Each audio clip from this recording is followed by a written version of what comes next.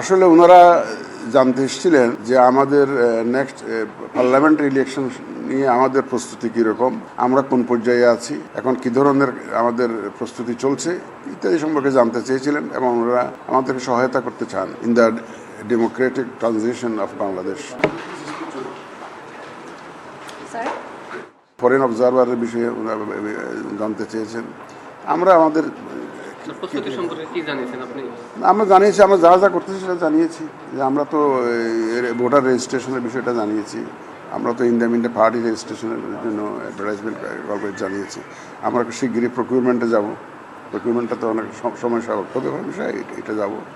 তো এই কাজগুলো যেগুলো সময় সাপেক্ষ বিষয় যেগুলো আছে ওগুলো 5-6 মাস 7 মাস সময় লাগে, তো সেগুলা বলছি যে আমরা এগুলো খুব শুরু করতেছি আগে।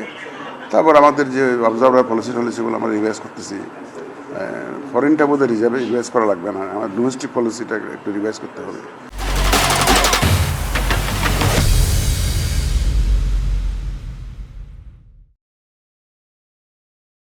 তারপর আমরা সময় মতো ওই অবজারভার নিয়োগের প্রক্রিয়াটাও আমরা শুরু করবো। ওই যে অ্যাপ্লিকেশন ইনভাইট করা অবজারভার নিয়োগের জন্য সেটা আমরা করবো, যথাসময়ে করবো আর কি। মোটামুটি আমরা ওই যেহেতু একটা টাইমলাইন আছে আর্লিয়েস্ট ইন ডিসেম্বর, সেটাকে মাথায় রেখে আমাদের প্রস্তুতি আমরা যাতে নিয়ে যাচ্ছি, যাতে ডিসেম্বরে ইলেকশন হলে তো সে অক্টোবরে শিডিউল ঘোষণা করতে হবে। তো আমরা যাতে ওই টাইমলাইনটা মিস না করি সেইভাবে প্রস্তুতি নিচ্ছি, এটা আমি তাদেরকে বুঝিয়েছি, তারা খুব অ্যাপ্রিসিয়েট করেছে, তারা আমাদেরকে হেল্প করতে চান এবং আমাদের নেক্সট ইলেকশনে তাদের কী ধরনের সাহায্য সহযোগিতা আমরা নিতে পারি সেটা জানতে চেয়েছেন। আমরা বলেছি যে কীভাবে সাহায্য করতে পেতে পারি। আমরা নর্মালি বলেছি যে দেখেন আপনারা তো ধরেন এই যে এখানে ইলেকশন এজেন্টসগুলো আছে, একটা ধরেন একটা ক্যান্ডিডেটের যখন এজেন্ট থাকে ও ইলেকশন কন্ডাক্ট রুলস জানে না, কীভাবে ইলেকশন পরিচালনা করতে হয়, কী কী নিয়ম নীতি আমরা জানে না।